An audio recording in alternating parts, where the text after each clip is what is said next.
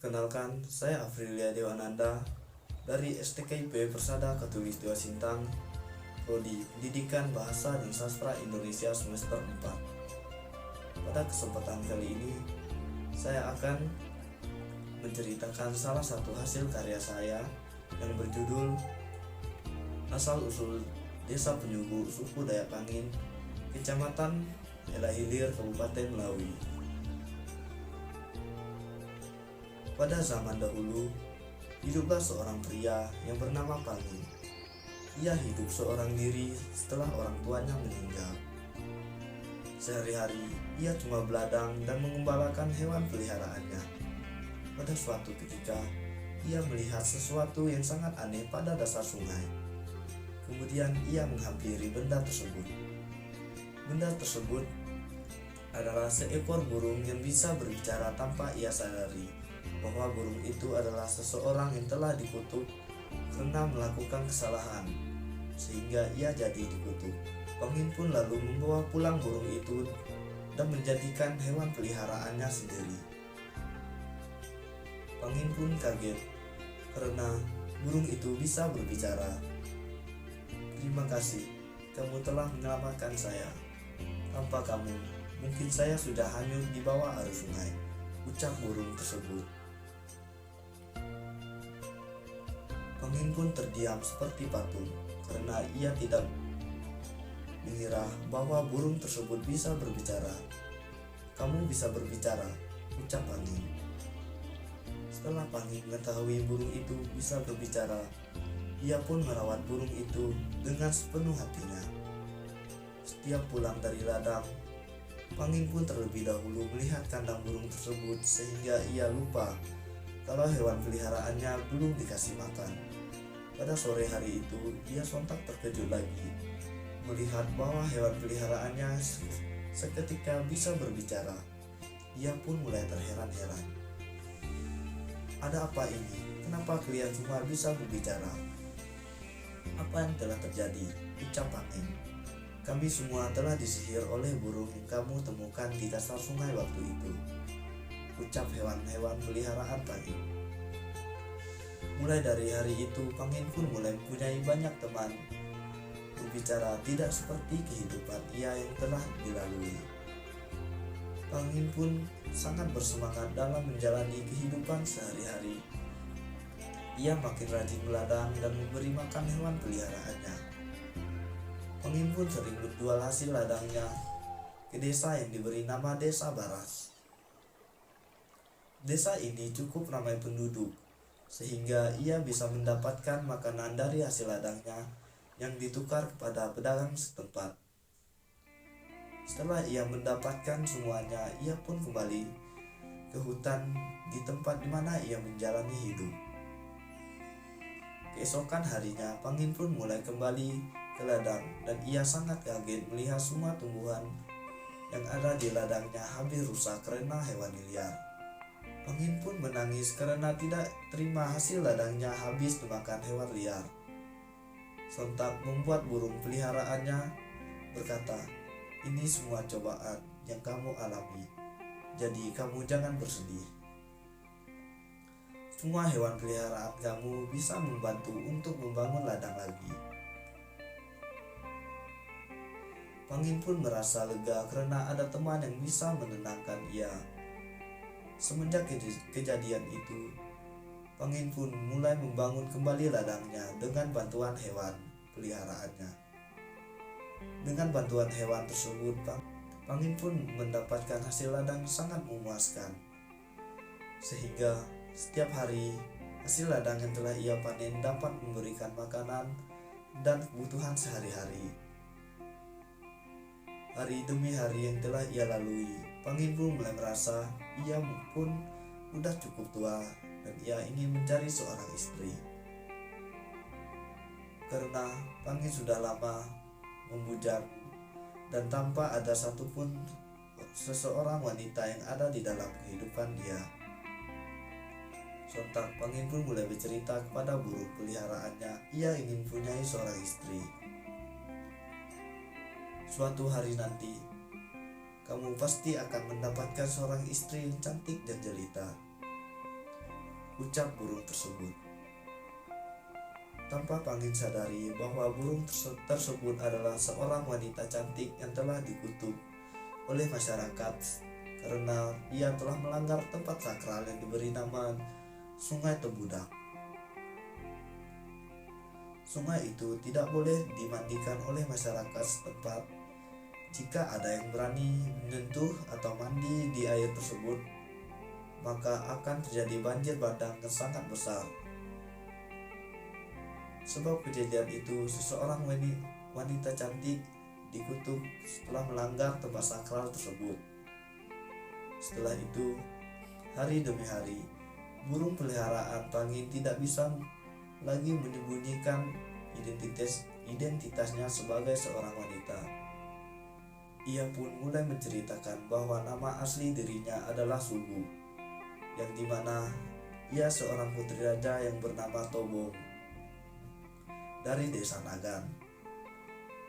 Pada hari itu, Sugu pergi bersama kekasihnya menuju desa Baras karena ingin bertemu dengan orang tua kekasihnya.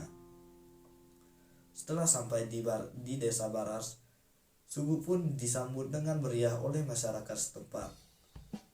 Dengan senang hati, ia pun mengikuti acara yang dilaksanakan dalam penyambutan. Dengan antusiasnya, mereka pun membuat seluruh desa sangat meriah dengan kedatangan sang putri raja.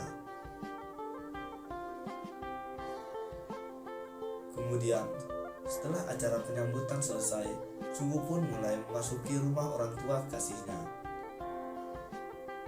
Kedatangan saya ke sini untuk meminta restu dari Bapak Ibu, ucap Sugu. Sontak orang tua kasihnya Sugu pun kaget dan rasa tidak percaya bahwa putranya akan menikah dengan seorang putri raja. Tanpa mereka sadari bahwa orang tua Sugu tidak merestui bahwa anaknya menikah dengan pria biasa saja dan miskin. Setelah berhari-hari Sugu di desa Baras, ia dan kekasihnya beserta orang tua kasihnya akan berangkat ke desa Nagan untuk bertemu dengan orang tua Sugu dan meminta restu dari orang tua Sugu. Setelah datang di desa Nagan, sambutan orang tua Sugu sangat tidak berperi kemanusiaan. Orang tua Sugu membentak dan menyuruh kekasihnya beserta orang tuanya pulang ke desa Baras karena ia tidak menerima kalau di keluarga mereka ada orang miskin. Sontak kekasihnya Sugu pun bermohon dan berlutut di hadapan Raja Tobong. "Tolong, izinkan saya menikahi anak Anda. Saya sanggup memberi kebutuhan anak Anda."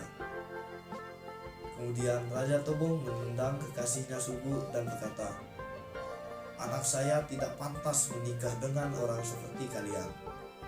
Kalian hanyalah orang miskin yang tidak punya apa-apa." Kemudian Sugu pun ikut memohon, "Tolong ayah, restuilah kami berdua, karena aku sangat mencintai kekasihku." Sontak Raja Tobong pun memberontak dan berkata, "Jika kamu ingin menikahi dia, jangan anggap ayah sebagai orang tua kamu lagi." Raja Tobong pun menyuruh pengawalnya membawa Sugu ke kamar dan menguncinya. Kemudian kekasih Sugu dan orang tuanya pun pulang ke desa Baras dengan sangat sedih.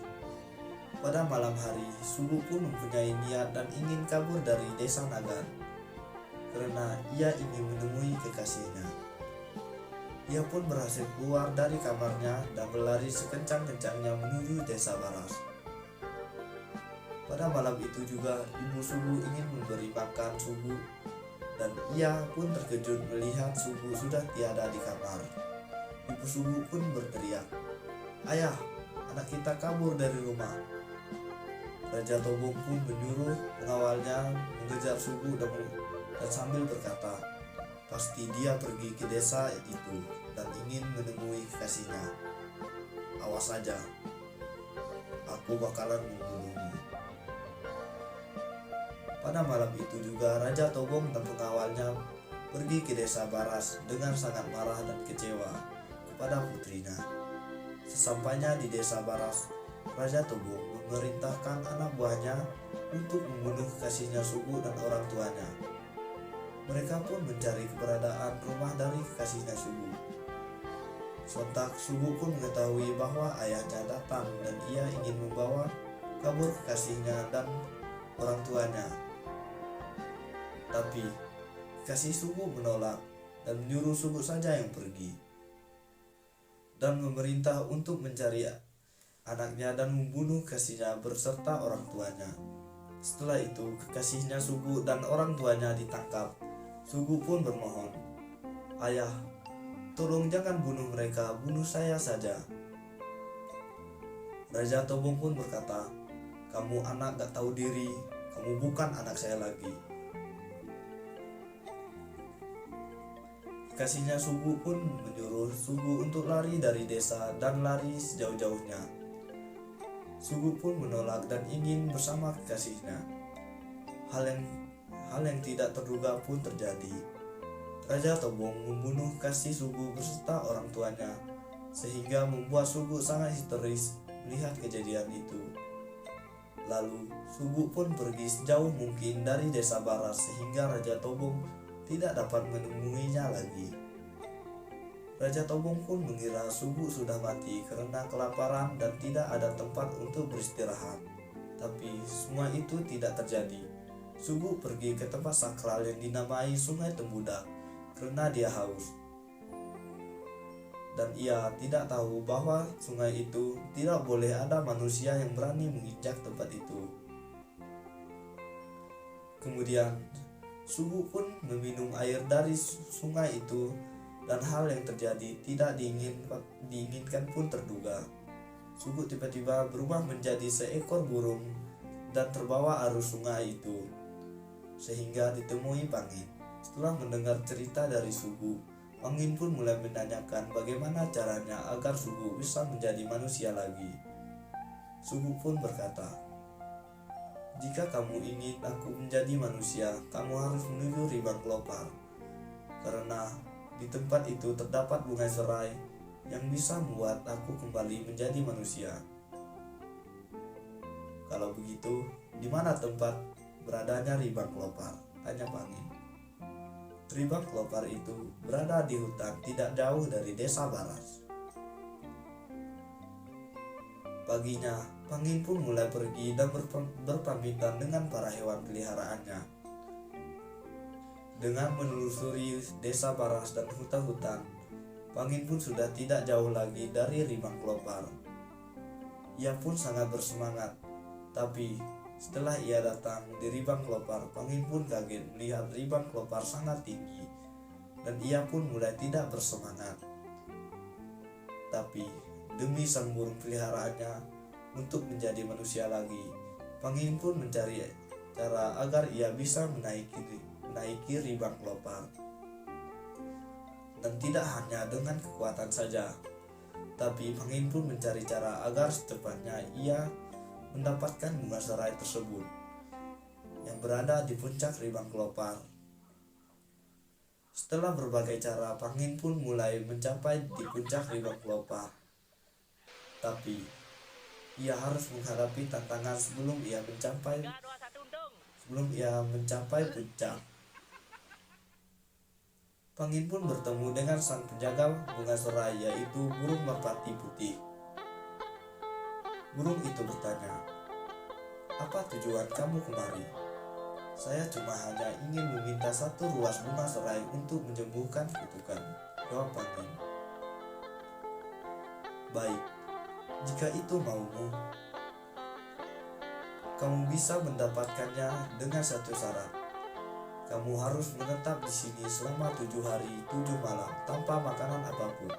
Pangin pun menerima syarat dari burung merpati berikan, sehingga 7 hari 7 malam ia berada di Ribang Kelopar tanpa makanan apapun. Setelah itu perjuangan Pangin pun tidak sia-sia. Ia bisa melalui syarat dari burung merpati tersebut, sehingga sudah di hari ke-7 Pangin pun meminta bunga serai itu. Dan burung merpati memberikan cara agar Sugu bisa kembali menjadi manusia. Kamu harus merebus bunga serai ini dan berilah air kepada burung peliharaan kamu dan suruh ia meminum air bunga serai ini. Baiklah kalau begitu, saya harus cepatnya kembali ke pondok karena sudah lama saya tinggalkan hewan peliharaan saya. Setelah itu, Pangin pun mulai kembali ke tempat kediaman ia. Dengan sangat berhati-hati, Pangin membawa bunga serai itu, sehingga ia pun datang ke pondok kediaman ia dan hewan-hewan peliharaannya. Ia pun buru-buru memberi makan hewan peliharaannya. Mereka sangat senang melihat Pangin sudah kembali, dan Sugu pun sangat berbahagia. Sugu pun berkata, "Jika kamu berhasil mengembalikan aku dari kutukan, maka aku akan menikahimu." Pangin pun mulai membuat ramuan dari bunga serai yang telah ia dapat. Kemudian ia memberikan kepada Sugu. "Minumlah ramuan dari bunga serai ini," ungkap Pangin. Setelah beberapa saat, Sugu minum ramuan dari bunga serai. Ia pun mulai berubah wujud menjadi manusia. Pangin pun sangat terkejut melihat Sugu memiliki paras wajah yang cantik, sehingga ia tidak dapat berkata-kata. "Kamu baik-baik saja?" tanya Sugu. Sontak, Pangin pun mulai merasa memiliki seorang kekasih, karena ia tidak memiliki seseorang kekasih. "Sesuai janji saya akan menikahimu." Dengan penuh gembira, Pangin pun mulai berburu daging untuk merayakan pernikahannya dengan Sugu, walaupun hanya mereka berdua dan hewan-hewan peliharaan Pangin. Beberapa hari kemudian, Pangin dan Sugu mengadakan pernikahan. Walaupun sederhana, mereka sangat berbahagia dan dipenuhi rasa kasih sayang. Beberapa tahun setelah menikah, Pangin dan Sugu dikaruniai seorang anak perempuan yang sangat cantik, sama seperti Sugu. Kemudian Pangin pun meminta izin untuk berburu. Sugu pun berkata, "Kamu jangan sesekali berani menginjak atau mandi di dalam sungai Tembudak, karena itu sangat sakral. Jika ada orang yang melanggar, maka bencana besar akan melanda." "Tenang saja, aku tidak akan mandi ke situ dan menginjaknya," jawab Pangin. Pangin pun mulai pergi berburu dengan hewan peliharaannya. Sampai sore hari tiba, Sugu pun mulai merasa tidak nyaman. Ia terus mengkhawatirkan Pangin. Di sela-sela kekhawatiran sang istri, Pangin pun ingin pulang dan tidak membawakan hasil apa-apa. Kemudian, hal yang tidak diinginkan pun terjadi. Pangin melihat seekor babi berada di sisi sungai Tembudak. "Daripada aku tidak membawa apa-apa, lebih baik aku tembak saja babi itu," ungkap Pangin. Sontak, ia melupakan apa yang dikatakan sang istri. Lalu Pangin menembak babi tersebut dan jatuh ke dalam sungai Tembudak. Dan disitulah suara petir menandakan bakal adanya terjadi bencana besar. Sontak, Sugu pun mulai mencari keberadaan sang suami. Tetapi Sugu sudah telat. Banjir bandang pun melanda seluruh desa dan pemukiman warga selama berhari-hari, dan membuat seluruh desa tersapu bersih. Setelah berhari-hari, akhirnya banjir bandang pun mulai reda. Untungnya, Sugu dan sang putri dan hewan peliharaan Pangin selamat. Sugu pun menyesali atas perbuatan sang suami, sehingga ia mulai menuju desa Baras yang sudah tersapu bersih, namun ada warga yang selamat. Dengan seiring waktu berjalan, warga pun mengetahui bahwa Sugu adalah sang putri raja dari Raja Tobong. Sugu pun memerintah warga untuk membangun kembali desa yang sudah tersapu bersih oleh banjir bandang. Dan Sugu pun memberi nama desa yang telah ia dan suku pun memberi nama desa yang telah ia bangun bersama masyarakat dengan nama Desa Penyugu suku Dayak Pangin. Dan hingga saat ini Desa Penyugu semakin berkembang di wilayahnya dan menjadi desa yang sentosa, aman, dan seluruh penduduk desa meyakinkan bahwa Sungai Temudak masih menjadi tempat sakral dan tidak ada satupun yang berani mengunjunginya. Pesan dan moral dari saya, dari cerita yang sudah saya tulis, bahwa kita sebagai manusia harus mematuhi perintah yang telah diberikan, dan kita jangan sesekali gegabah dalam melakukan sesuatu. Dengan cerita ini, saya Aprilia Dewananda mengucapkan terima kasih untuk Anda yang telah membaca cerita yang sudah saya tulis.